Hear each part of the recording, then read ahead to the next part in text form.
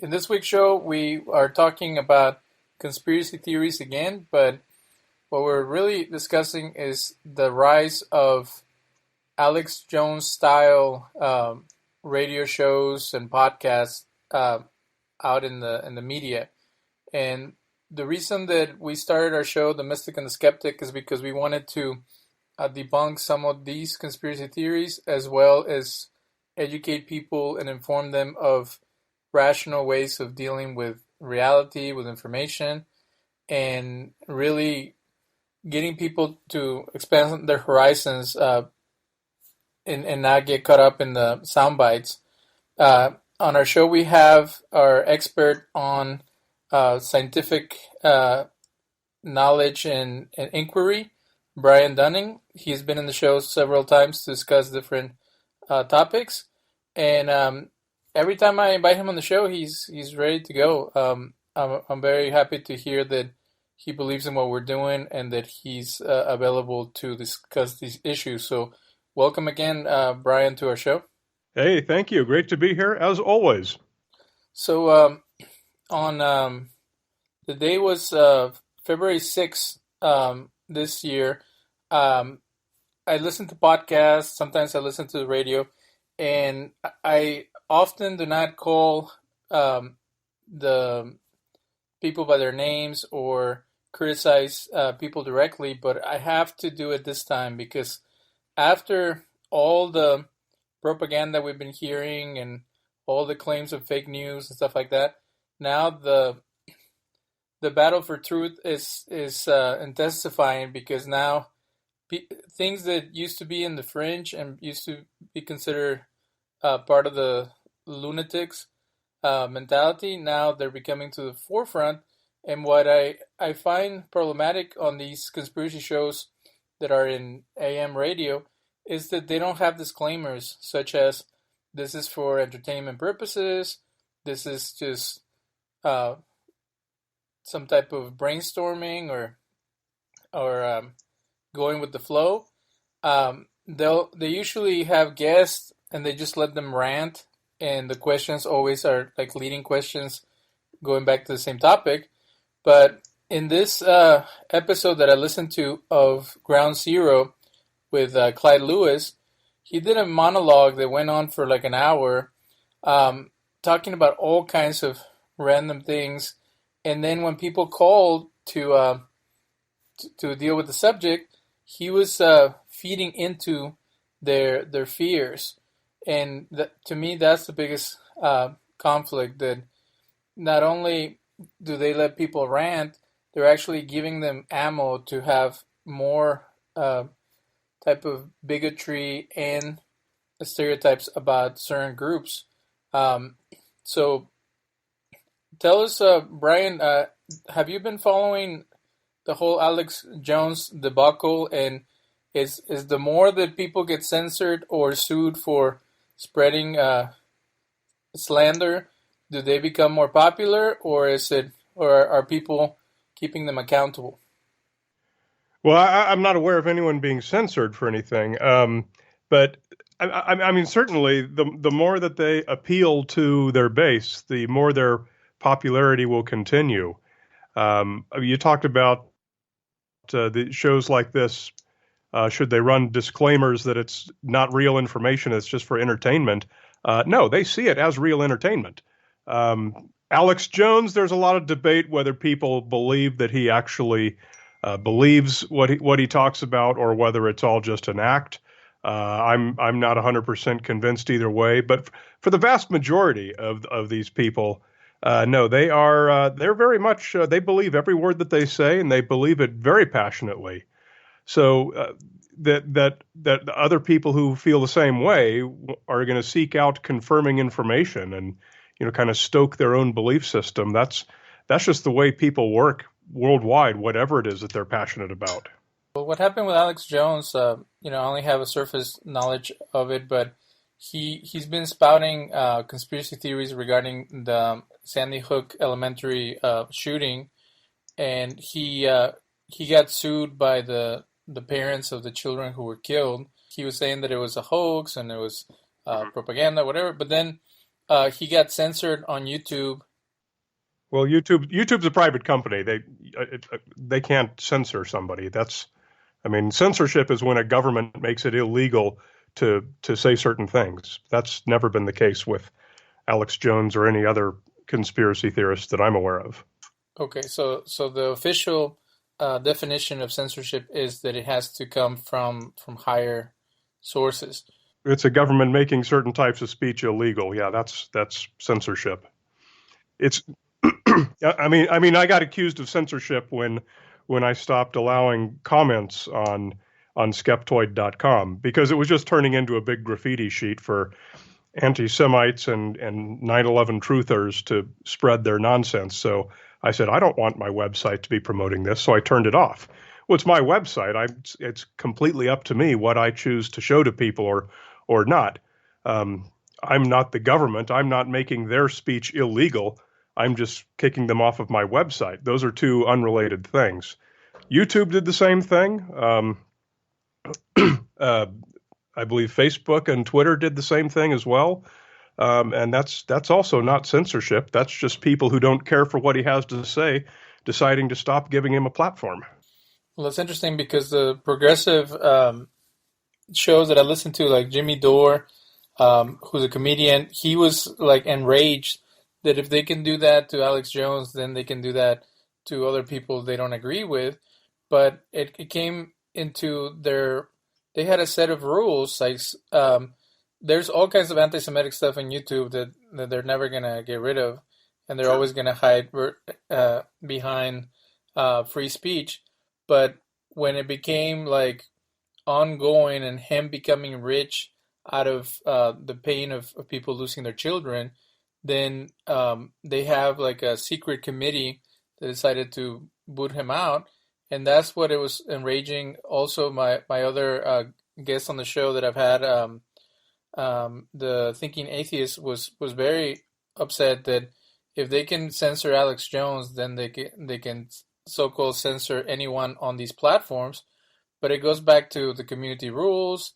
If there's enough complaints, then they have the right to take them out of these platforms that are very popular. It's like a TV channel that if you have someone what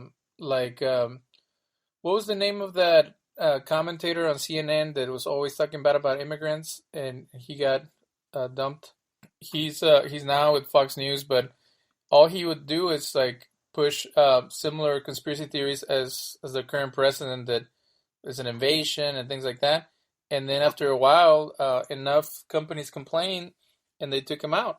So the marketplace of ideas is self-regulating in the sense of why would people be supporting financially or any other way something that is bad for the community? Well, I think you just said it. By describing it, the marketplace of ideas is making a decision on what kind of content they want out there.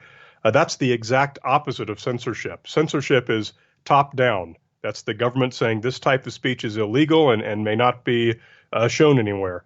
Whereas a marketplace of ideas, which I think is a great description, is what the people at large want to be exposed to and what advertisers choose to support. That's a bottom-up process. So it's the exact opposite of censorship. Now, I think if you've had some guests on who are describing YouTube booting off Alex Jones as censoring him, then I think those people need to go back and retake high school physics or high school civics. They don't seem to understand it very well. Well, I'm glad that you are sharing this, because that's really the problem, is that everybody jumps on the bandwagon regarding an issue or another. And I was sharing with you before the show that I never had the pleasure or the displeasure of watching your interview with Joe Rogan. Yeah, that's definitely a displeasure, but yeah. Well, the reason I bring it up, even though it's a ludicrous conspiracy theory that he was purporting at the time, or even still believes in, the whole going to the moon hoax, is that a lot of these individuals, they claim that they have a truth that no one else does, and that they are fighting misinformation. And in reality, they're the ones spreading misinformation, and confusing people with silly conspiracies that detract from the real issues that we're struggling with in this world. So, what? Why did you decide to go into his platform and try to defend your position against what he was saying? So, I mean, yeah, a long time ago, and it had been probably, I don't know, 5 or 6 years before I was on his show. I did an episode of my podcast, Skeptoid, that was like the top 10 anti-science celebrities who promote harmful pseudoscience, something to that effect. And Joe Rogan was on the list.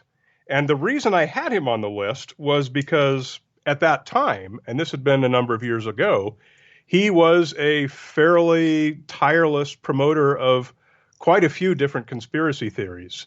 JFK, 9/11, the moon hoax, I mean, you name it, it went on and on. He promoted a lot of conspiracy theories. Now, over those intervening years, the way he describes it is he had changed his mind on quite a few of those, and which I think is fantastic and something to be commendable. So we have a lot of the same listeners, Rogan and I. A lot of people listen to both of our shows, and quite a few people had been emailing both of us saying, "Hey, you should have Brian on. You should have Brian." And finally, he emailed me and said, "Yeah, a lot of people said I should have you on the show. So, what do you want to talk about?" And I said, "Well, I think the reason that probably had this is because all these years ago, I did this episode where I called you one of the most harmful celebrities promoting pseudoscience, and I think it'd be good to talk about that, go through those points, see if they're not true anymore, and I'll update the episode if necessary." And he thought that sounded like a pretty good idea.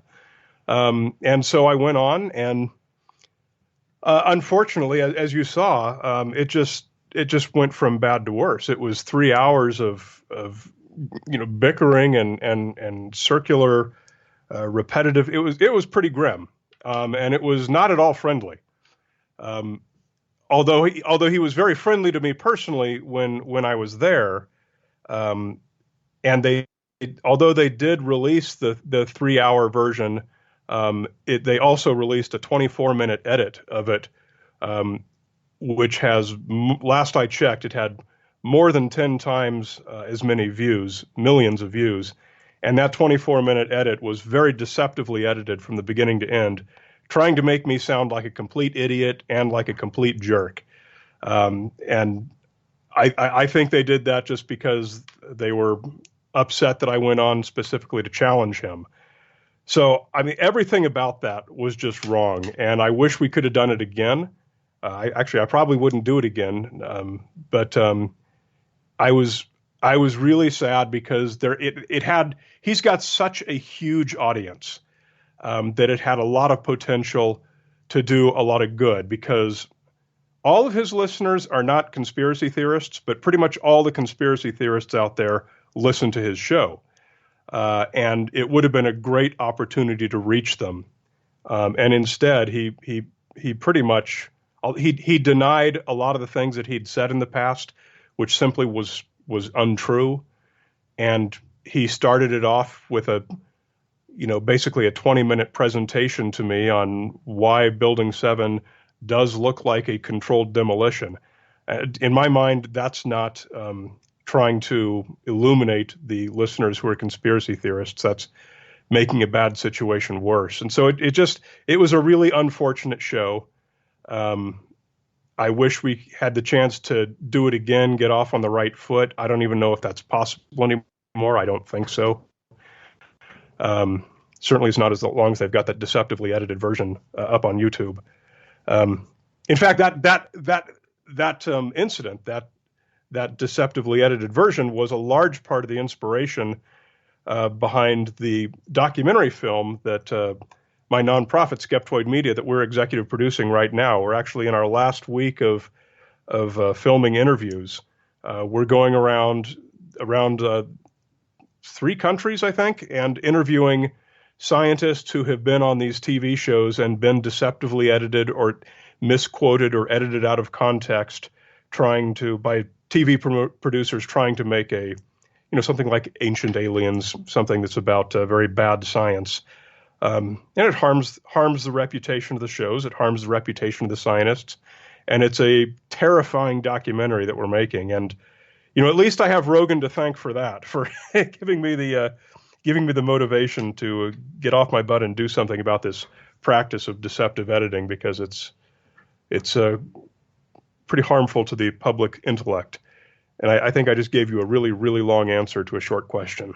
Well, it's related to what we're talking about because you mentioned earlier that people who do this actually believe what they're saying, and the more that I'm looking into the political reasons behind the current administration, our show goes out internationally as well, and I won't call the person by his name, but the reason it turns out that he doesn't really believe half of the stuff that he's saying that is very destructive and detrimental and bigoted about certain groups of people. It's all for political points and looking good in front of his base. So I see someone like Joe Rogan or some of these other commentators or hosts as kind of, it's like, didn't they say that Barnum and Bailey, the original founder of the circus, like he would do or say anything to get people in the door? Yeah, P.T. Barnum. Yeah, and I understand what you're saying, that there are going to be some of these hosts, other personalities who are, deliberately trying to appeal to a certain crowd, and they're, saying whatever they know that crowd wants to hear. But I've been doing this for a long time, and my experience is that those people are in the minority. The majority of them are very passionate believers, in my experience. Because we had another guest on our show that mentioned being on the Ancient Aliens show and completely edited and misrepresented his position. But having a media production background, you have to make creative decisions to make something more exciting. And of course, one reason that I left the commercial media was because they were exploitative, that anything that they came across, they would manipulate for ratings, and it just seemed like there is no checks and balances regarding that, and especially when you're talking about ridiculous stuff like aliens or things like that, where you can pretty much do anything you want with the information, and they even have people sign a release that there's going to be creative license. So what are the scientists responding in the sense of, like you mentioned, that the shows that interview them lose credibility if they do that, but it seems like nowadays very few people care about correct statements or checking the sources. It seems like every network has some type of spin and some type of deception going on with the experts they bring on or the type of topics that they focus on. There's really very few sources where you can actually trust that they're giving you a fair shake of the issues. Yeah, I think you said it very well. I couldn't agree more. It is true that audiences will respond better to very sensational programming, and it's that simple fact that drives all of the decisions when they're making their programming decisions. However, and one of the points that we make in the film is it's not necessary to make stuff up or take creative license as you use. That's the easy, lazy, and quite frankly, the unethical way to do it. I've been doing my podcast for 12 years now, dealing with all of the urban legends, anything anyone's ever heard of.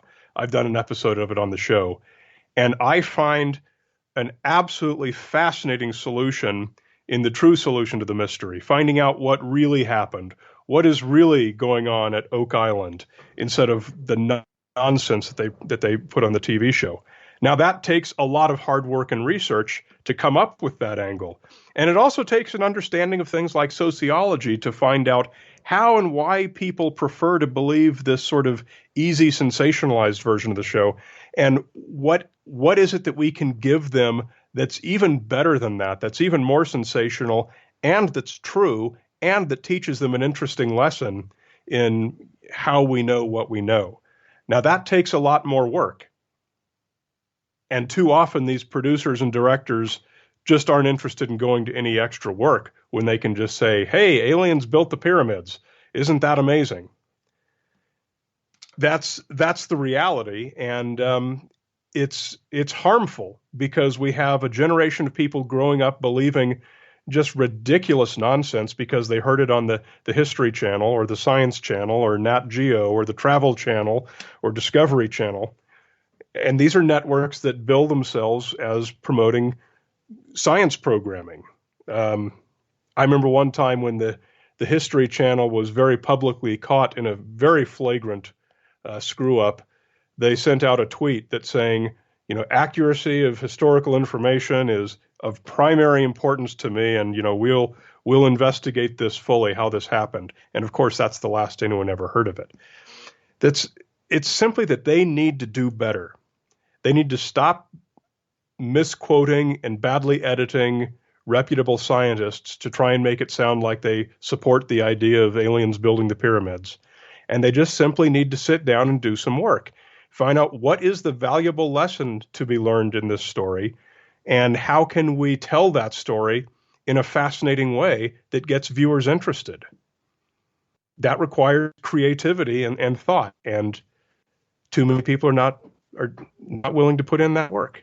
Well, and I've always been proposing in our show that ideas have consequences. So when Clyde Lewis in this February 6th show is saying that there's an invasion not only coming from the south, there's an invasion coming from the north, and that involves China and Muslims, I couldn't believe it. Like I'm like, how can someone get away with saying something so outrageous and flat out condemn millions of people and then move on to the next subject? They can get away with it because there's 50% of the nation that wants to hear that. And, I don't want to sound like one side is right and the other side is wrong, because that's not the case at all. One thing that's very clear from research into conspiracy theories is that there is no one demographic that's more or less susceptible to belief in them. And people on the far left are every bit as eager to believe in implausible conspiracy theories as people on the far right. So it just, whichever one we happen to be talking about that shows up in the news, then that's the one we're going to say, boy, those people are nuts. Why would they believe something that silly?